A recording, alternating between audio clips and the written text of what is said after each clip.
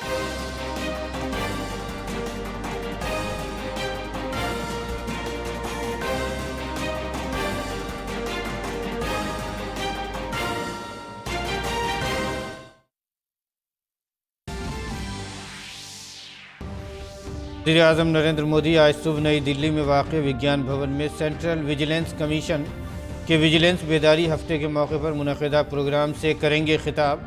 वज़ीर-ए-आज़म मोदी CVC की नई शिकायत के इंतज़ाम के निज़ाम का पोर्टल भी करेंगे, उसका भी इफ्तिताह।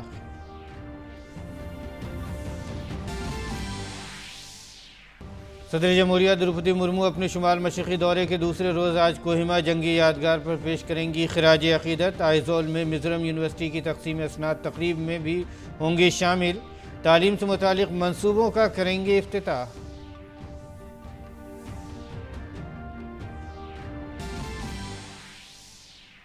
हिमाचल प्रदेश असम्बली इंतख़ाबात तमाम सियासी पार्टियों ने तशहीर में झोंकी पूरी ताकत।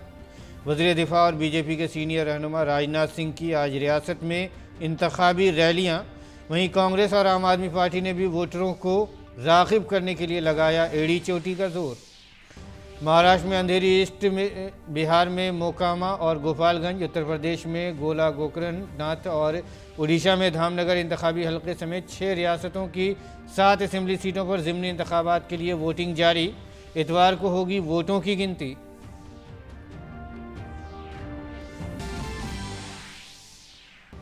तजारती कानकुनी के लिए कोयला खानों की नीलामी का छठा मरहला आज से होगा शुरू। वज़ीर ख़ज़ाना निर्मला सीतारमन करेंगी नीलामी की कार्रवाई का आगाज़।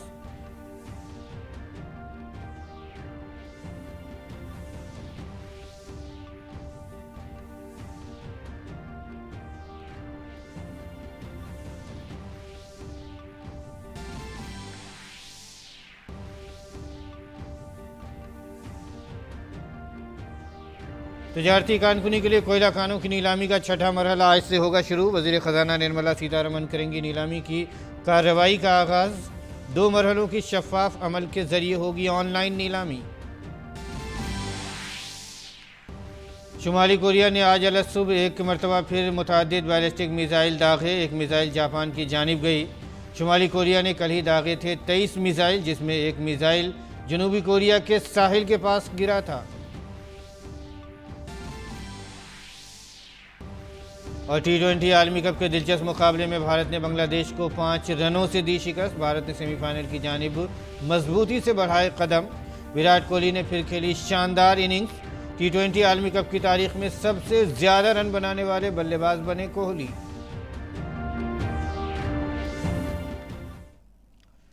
नाज़रीन आदाब, सुबह 9 बजे के उर्दू खबरनामे में आपका खैर मकदम है। मैं हूँ आपके साथ मसरूर फैज़ी और आइए अब खबरों पर तफसील के साथ नज़र डालते हैं।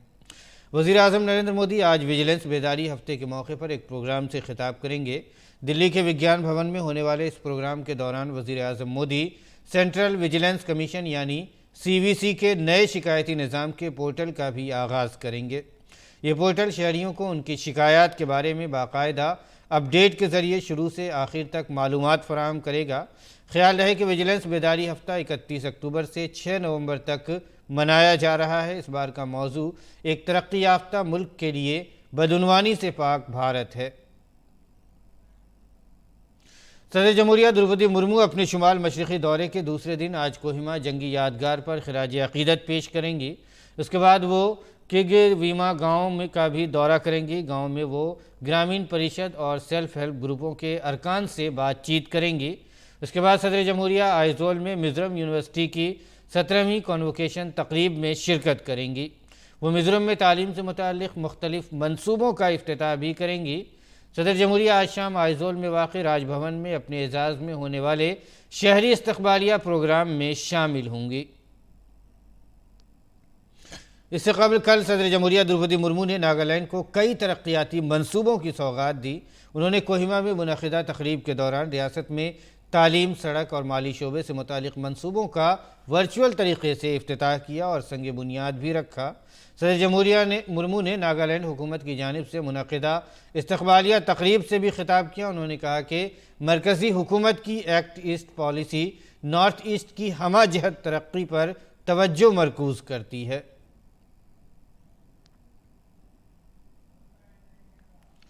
इलेक्शन कमीशन आज गुजरात असेंबली इंतखाबात की तारीखों का ऐलान करेगा। इलेक्शन कमीशन आज दोपहर 12 बजे प्रेस कॉन्फ्रेंस करेगा। इलेक्शन कमीशन ने इसके लिए तैयारियां मुकम्मल कर ली हैं। गुजरात में आखिरी बार 2017 में असेंबली इंतखाबात 2 मरहलों में हुए थे। इंतखाबात नवंबर के आखिरी हफ्ते या दिसंबर के पहले हफ्ते में होने का इम्कान है। गुजरात असेंबली इंतखाबात के वोटों की गिनती 8 दिसंबर को होने का इम्कान है, क्योंकि हिमाचल प्रदेश असेंबली इंतखाबात के नताइज भी उसी दिन आने वाले हैं। हिमाचल प्रदेश असेंबली इंतखाबात के लिए पोलिंग में अब कुछ ही दिन बाकी रह गए हैं। ऐसे में भी सभी सियासी पार्टियों ने वोटरों को लुभाने के लिए इंतखाबी तशहीर में अपनी पूरी ताकत झोंक दी है। बीजेपी के बड़े लीडरों ने हिमाचल में पार्टी की इंतखाबी मुहिम की कमाल संभाल रखी है। इसी सिलसिले में आज वज़ीर दिफा और senior BJP leader Rajnath Singh रियासत में इंतखाबी रैलियां करेंगे। राजनाथ सिंह सबसे पहले आज उड़की में एक अवामी रैली से खिताब करेंगे। उसके बाद वो जय सिंहपुरी और देहरा असेंबली हलके में भी इंतखाबी रैलियां करेंगे।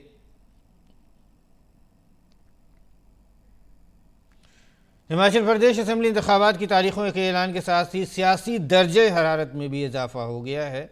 बीजेपी, कांग्रेस, आम आदमी पार्टी समेत इलाकाई पार्टियां इंतखाबी मैदान में पसीना बहा रही हैं। कांग्रेस और आम आदमी पार्टी ने भी वोटरों को राग़िब करने की पूरी कोशिश की है। कांग्रेस पार्टी ने भी इक़्तिदार पर कब्जा करने के लिए अपनी पूरी ताकत झोंक दी है। कांग्रेस और एएपी के कैंपेनर अवामी जलसों से खिताब करते और अपने हक़ में वोट मांगते नज़र आते हैं। कांग्रेस के स्टार प्रचारक सचिन पायलट ने हिमाचल इंतखाबात के बारे में कहा है कि कांग्रेस रियासत में इक़्तिदार में आ रही है। उन्होंने कहा कि कांग्रेस पार्टी ने रियासत में टिकटों की तकसीम को बहुत अच्छे तरीके से अंजाम दिया है। उन्होंने कहा कि कांग्रेस ने हिमाचल की आवाम से अहम वादे किए हैं। वहीं दूसरी जानिब आम आदमी पार्टी भी असेंबली इंतखाबात के लिए घर घर अवामी राब्ता मुहिम चला रही है। 6 रियासतों की 7 असेंबली सीटों के लिए आज ज़िमनी इंतखाबात हो रहे हैं। वोटिंग सुबह 7 बजे शुरू हुई और शाम 6 बजे तक जारी रहेगी। जिन सीटों पर ज़िमनी इंतखाबात हो रहे हैं उनमें महाराष्ट्र की अंधेरी ईस्ट असेंबली सीट, बिहार की मोकामा और गोपालगंज असेंबली सीटें, हरियाणा की आदमपुर, तेलंगाना की मोनूगोड, उत्तर प्रदेश की गोला गोकरनाथ और उड़ीसा की धामनगर असेंबली सीट शामिल हैं। वोटों की गिनती इतवार को होगी। इलेक्शन कमीशन ने आज़ादाना और मुनसिफाना वोटिंग के लिए वसी तर इंतजामात किए हैं। गुजरात में आइंदा असेंबली इंतखाबात के लिए उम्मीदवारों के नामों को हतमी शक्ल देने के लिए आज गांधीनगर में बीजेपी पार्लिमानी बोर्ड की मीटिंग होगी। इस रोज़ा मीटिंग में पार्लिमानी बोर्ड मुशाहिदीन के जरिए पेश किए गए उम्मीदवारों के नाम पर गौर करेगा। फ़िज़ाई आलूदगी के सबब दिल्ली की हवा दिन ब दिन ख़तरनाक होती जा रही है। दिल्ली एनसीआर में फ़िज़ा के मेयार की सूरत हाल नहायत ख़राब है। दिल्ली में आज एयर क्वालिटी इंडेक्स AQI 346 दर्ज किया गया, जो कि नहायत ख़राब ज़ुमरे में आता है। वहीं नोएडा में एयर क्वालिटी इंडेक्स 393 दर्ज किया गया है। गुरुग्राम में एयर क्वालिटी इंडेक्स 318 दर्ज किया गया है। ख्याल रहे कि एयर क्वालिटी इंडेक्स को 0 से 50 के दरमियान अच्छा, 101 से 200 के दरमियान औसत और 201 से 300 के दरमियान ख़राब माना जाता है।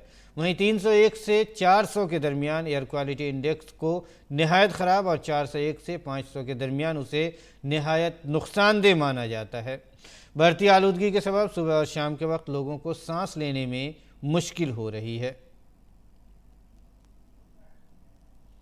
दिल्ली एनसीआर में फ़िज़ा की आलूदगी की संगीन सूरत हाल के पेश नज़र एयर क्वालिटी मैनेजमेंट कमीशन ने बुध को दिल्ली में एक जायज़ा मीटिंग की। ये मीटिंग दिल्ली में ग्रेडेड रिस्पांस एक्शन प्लान के तीसरे मरहले की अमलावरी की सूरत हाल का जायज़ा लेने के लिए तलब की गई थी, जिसमें एनसीआर ज़िलों के अमलावरी वाली एजेंसियाँ शामिल हुई। इस दौरान कौमी खित्ता राजधानी और एनसीआर में एयर क्वालिटी इंडेक्स के तहत मरहला 1, 2 और 3 के अमलावरी को बढ़ाने के साथ ही ठोस कार्रवाई की भी बात को दोहराया गया, जिसमें कमीशन के कानूनी रहनुमा खतूत की खिलाफ वर्जी करने वालों के खिलाफ बड़ी सज़ा भी शामिल की गई है। जायज़ा मीटिंग में ख़ास तौर से फायर टेंडर, सड़कों की 24 घंटे सफाई, ज़ेर तामीर साइटों पर स्मोक गन के इस्तेमाल, मुअस्सिर फुजला के इंतज़ाम के ख़िलाफ़ बेदारी समेत पानी के छिड़काव को बढ़ाने पर भी तवज्जो मरकूज़ की गई है। इसके अलावा मीटिंग में कूड़ा जलाने पर सज़ा की कार्रवाई, सनतों में सिर्फ मंजूर शुदा साफ़ ईंधन के इस्तेमाल को यकीनी बनाने, कानकुनी की सरगर्मियों पर रोक लगाने, पीयूसी के साथ नहीं चलने वाली गाड़ियों के खिलाफ चालान जारी करना, धूल पैदा करने वाली सरगर्मियों के खिलाफ सख्त कार्रवाई और तंदूर भट्टी में कोयले के इस्तेमाल के खिलाफ कार्रवाई की बात कही गई है। माहौलियात, जंगलात और मौसमियाती तब्दीली के मरकज़ी वज़ीर भूपेंद्र यादव ने दिल्ली एनसीआर में बढ़ती हुई आलूदगी पर तशवीश का इजहार किया है। उन्होंने कहा है कि पंजाब में आम आदमी पार्टी की हुकूमत बनने के बाद से वहाँ पराली जलाने के वाक़यात में 19% इजाफा हुआ है। मरकज़ी वज़ीर माहौलियात ने पराली जलाने पर काबू पाने के लिए मामले में हरियाणा हुकूमत की कोशिशों की तारीफ़ की। उन्होंने कहा कि हरियाणा में ऐसे वाक़यात में 30.6% की कमी आई है। इसके साथ ही पंजाब में पराली जलाने के वाक़यात ने दारुल हुकूमत दिल्ली को इंतहाई आलूदा कर दिया है। और अब मुल्क की सलामती से मुतालिक एक अच्छी खबर है। Defence research and development organisation DRDO ने कल ओडिशा के साहिल पर APJ अब्दुल कलाम जजीरे से दूसरे मरहले के BMD interceptor AD-1 ballistic missile के पहला कामयाब तजुर्बा किया है। और वज़ीर दिफा राजनाथ सिंह ने DRDO और टेस्ट में शामिल टीम के अरकान को इस कामयाब टेस्ट पर मुबारकबाद दी है।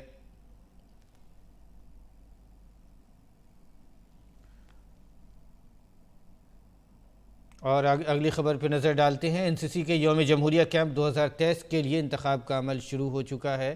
कैडेट गुज़िश्ता कई महीनों से इस कैंप में इंतखाब के लिए जी तोड़ मेहनत कर रहे हैं। दिल्ली डायरेक्टरेट में भी इन दिनों कैडेटों के इंतखाब का अमल चल रहा है। इस बार दिल्ली डायरेक्टरेट के 116 कैडेट यौम जमहूरिया की तकरीब में हिस्सा लेंगे। ये कैडेट कैसी मेहनत कर रहे हैं उसका जायज़ा लिया हमारे नुमाइंदे गिरीश निशाना ने।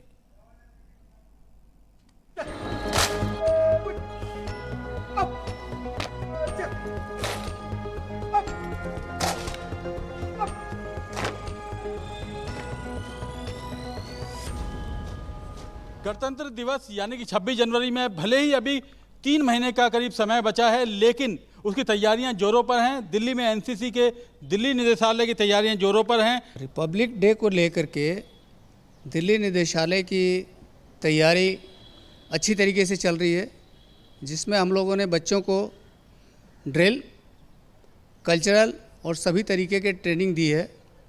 आज अभी आप देखेंगे यहाँ पे ड्रिल के कंपटीशन के लिए सिलेक्शन प्रोसेस चल रहा है और जो बच्चे ड्रिल में अच्छे हैं उनको आगे रिपब्लिक डे कॉन्टिजेंट में पार्टिसिपेट करने के लिए सिलेक्ट किया जा रहा है। इस बार कुल कितने कैडेट कैंप के लिए चयनित होंगे? टोटल दिल्ली डायरेक्टरेट से 116 बच्चे कैंप में पार्टिसिपेट करेंगे, जिसमें 5 R&V हॉर्स राइडिंग के बच्चे होंगे और 111 बच्चे जिसमें SD SW सभी शामिल हैं, वो बच्चे कैंप में पार्टिसिपेट करेंगे।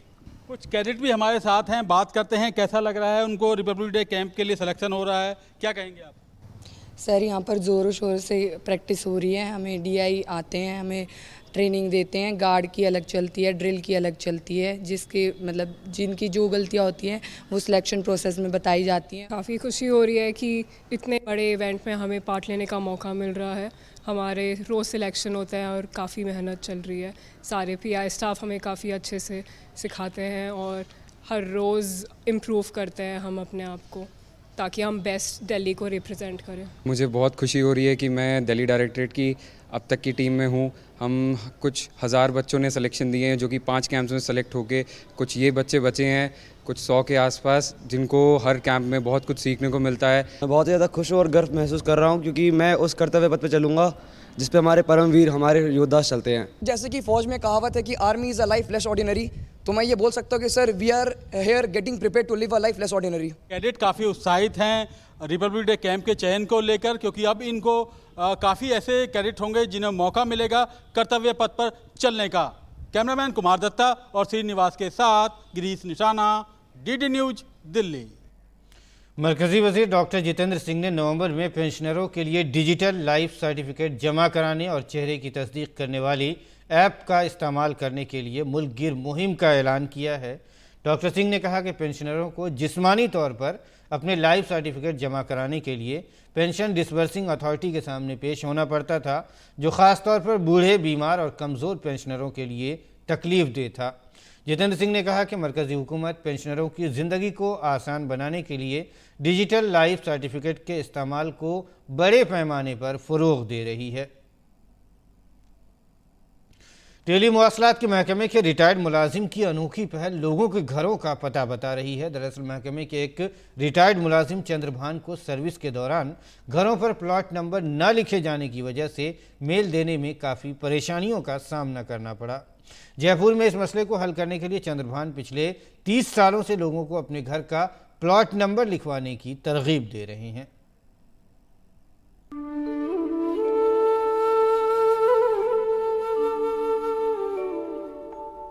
जयपुर में चंद्रभान की कोशिशें रंग ला रही हैं। लोग चंद्रभान की मुहिम में शामिल होकर लोगों को घर का प्लॉट नंबर लिखवाने की तरगीब दे रहे हैं। चंद्रभान की लगन का अंदाजा इस बात से लगाया जा सकता है कि वो अपने साथ रंग रखते हैं और जहां भी जरूरत होती है वहां प्लॉट नंबर लिखते हैं। उन्होंने हुकूमत से हर जगह मकानात पर नंबर लिखवाने की अपील की है। मैं पीएनटी में था, मुझे डाक बांटने में बड़ी परेशानी आती थी। कई जगह मकानों पर नंबर नहीं होते थे, तो फिर दूसरी जगह मकान पे पूछते थे। जब सब में बर्बाद हो जाता फिर वो कहते ये पास वाला मकान है। सेवानिवृत्तिवादी सेवा जारी है। अपने पैसे से बोर्ड बनवाता हूँ, लोगों को इकट्ठा करता हूँ, जागरूक करता हूँ, आप मकान के बाहर नंबर लिखें। प्लाट नंबर नहीं था तो हमने चंद्रभान जी अंकल के कहने पर अपने मकान के बाहर अपना प्लाट नंबर लिखवाया, जिससे किसी को कोई दिक्कत ना हो। जैसे ऊबर वाला, कोई रिश्तेदार, कोई भी आता है अननोन, उसको भी पता पड़ना चाहिए कि ये किसका मकान है। चंद्रभान निक्का जी हैं जो सबको सलाह देते हैं कि मकान बनाने के बाद, पेंट करने के बाद अपने मकान नंबर ज़रूर लिखें ताकि किसी को भी मकान ढूंढने में असुविधा नहीं हो। लोगों ने चंद्रभान के जज्बे और लगन को सराहा है। जयपुर के जवाहर नगर और राजा पार्क में रिहायशियों ने अपने अपने घरों पर मकान नंबर लिखवाए हैं। चंद्रभान की लगन की वजह से न सिर्फ घरों को पहचान मिल रही है, बल्कि बाहर से आने वाले लोगों के लिए भी घर तलाश करना आसान हो रहा है। कमल योगी की रिपोर्ट, डीडी न्यूज़ उर्दू खबरें। और आइए बढ़ते हैं अगली खबर की तरफ। कमर्शियल कानकुनी के लिए कोयला कानों की नीलामी के छठे मरहले की शुरुआत आज से होगी। इस मौके पर कोयला की वजारत के ज़रिए मुनक़िदा प्रोग्राम में वज़ीर ख़जाना निर्मला सीतारमन नीलामी की आइंदा मरहले की शुरुआत करेंगी। टेंडर से मुतालिक कागजात की फ़रोख्त आज से शुरू होगी। ये नीलामी 2 मरहलों के एक शफ़ाफ अमल के ज़रिए ऑनलाइन की जाएगी और गैर कानूनी कानखनी के मामले में झारखंड के वज़ीर आला हेमंत सोरेन आज ईडी के सामने पेश होंगे। ईडी ने कल हेमंत सोरेन को पूछताछ के लिए समन जारी किया था। ज़राए के मुताबिक मरकज़ी जांच एजेंसी ने वज़ीर आला को सुबह 11:30 बजे रांची दफ्तर में हाजिर होने को कहा है। हाल ही में ईडी ने कानकुनी के मामले के मुलजिम और हेमंत सोरेन के मुबैना नज़दीकी पंकज मिश्रा को गिरफ्तार किया था।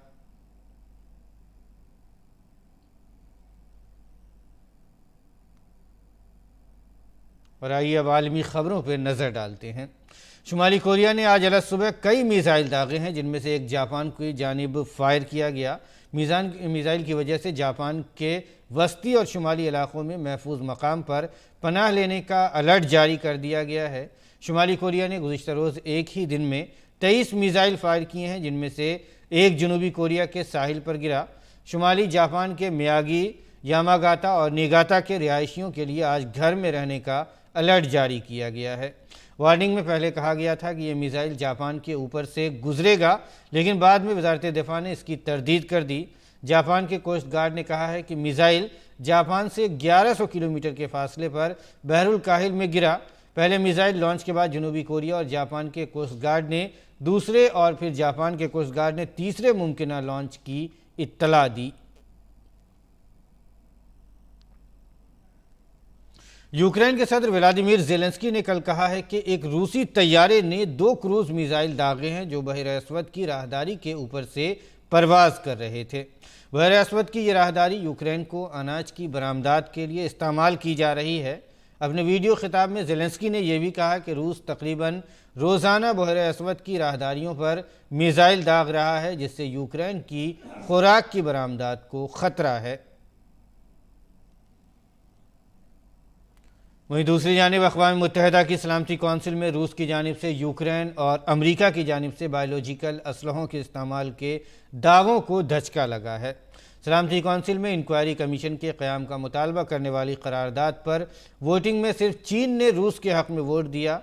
अमरीका, बरतानिया और फ्रांस ने करारदाद के ख़िलाफ़ वोट दिया, जबकि कौंसिल के बाकी 10 अरकान ने वोटिंग से परहेज़ किया। अक़वाम मुत्तहिदा के तख़फ़ीफ़ असलहा के अहलकार कई दिनों से कह रहे हैं कि वो यूक्रेन में बायोलॉजिकल असलहों के किसी प्रोग्राम से आगाह नहीं हैं। 24 फरवरी को यूक्रेन पर रूस के हमले के बाद से यूक्रेन कई बार अक़वाम मुत्तहिदा में कीमियाई और बायोलॉजिकल असलहों का मामला उठा चुका है। अमरीका और यूक्रेन ने रूस के इस दावे को मुस्तरद कर दिया है।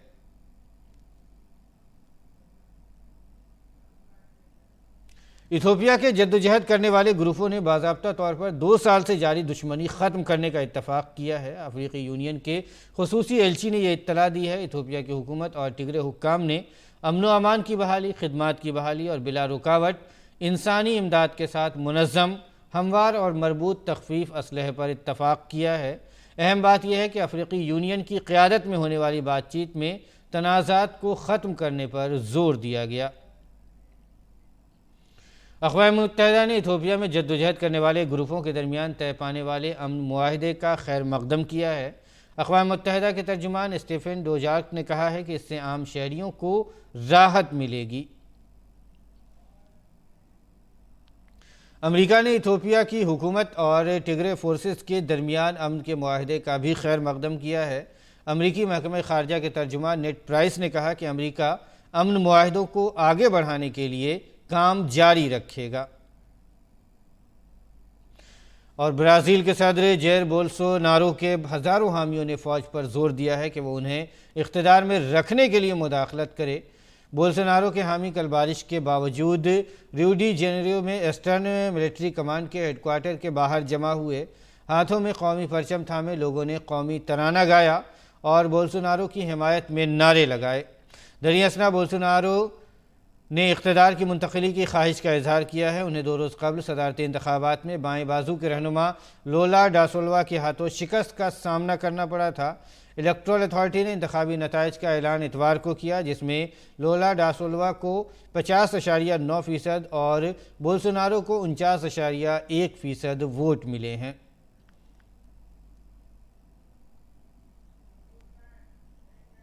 और नाज़रीन, अब पेश है दिल्ली से शाया होने वाले उर्दू के अखबारात का मुख्तसर सा जायज़ा।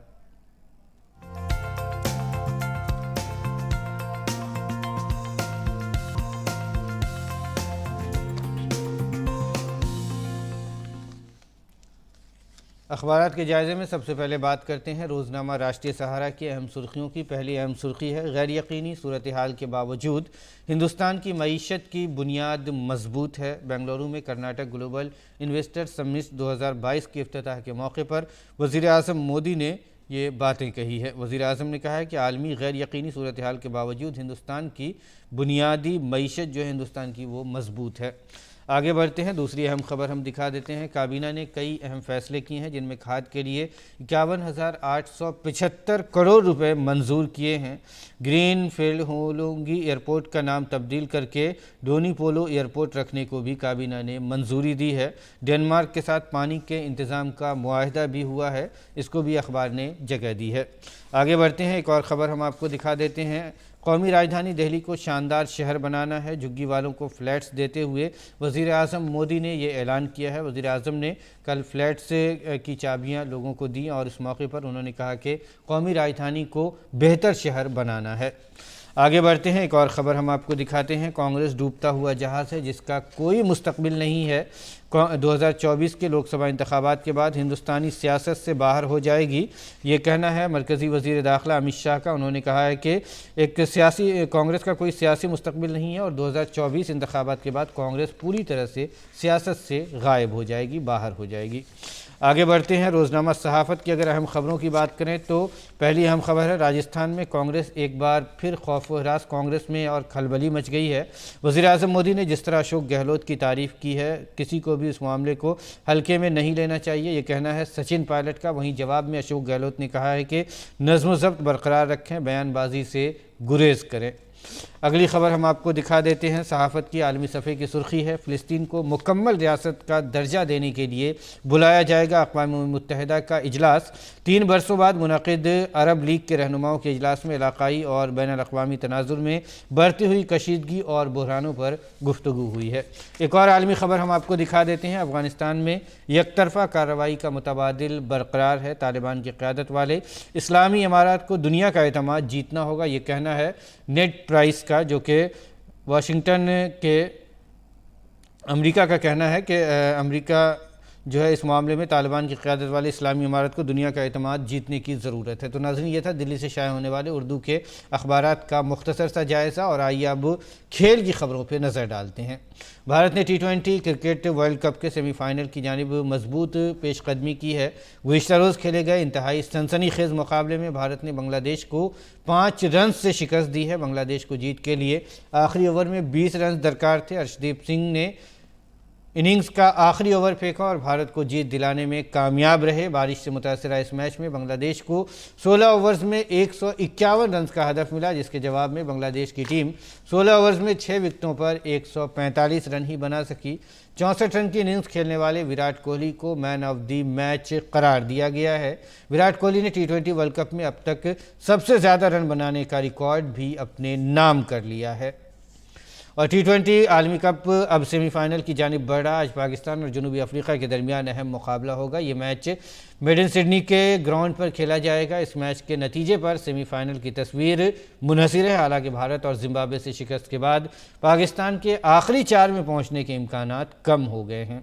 वहीं दूसरी जानिब जनूबी अफ्रीका इस टूर्नामेंट की वाहिद टीम है जो अभी तक कोई मैच नहीं हारी है। ऐसी सूरत में पाकिस्तान के लिए ये मुकाबला बेहद मुश्किल होगा। और आइए अब जान लेते हैं मुल्क के मौसम का क्या है मिजाज।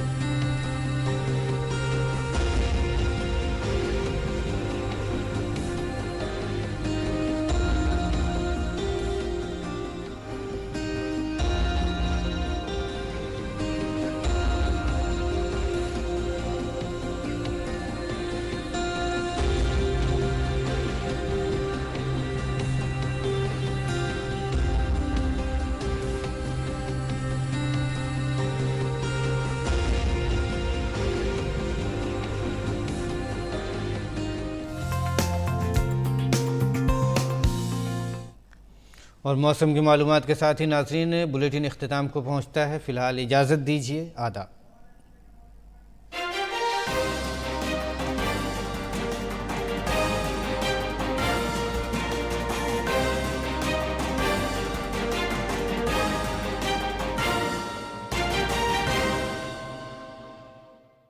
नाज़रीन, DD